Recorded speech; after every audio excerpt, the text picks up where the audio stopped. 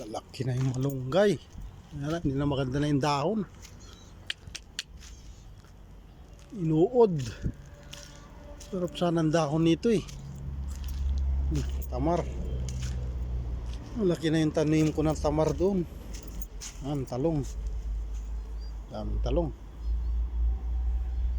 Lalaki ng puno. Laki na yung malunggay. Wala na yung saluyot ko.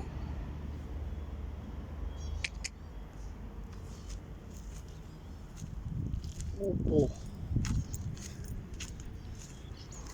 Laki ng kalabasa. Oh.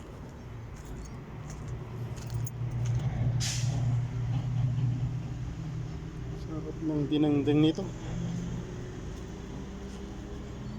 Talong. Opo. Yung malunggay, laki na. Ilang taon lang ako wala rito eh. Laki na yung malunggay.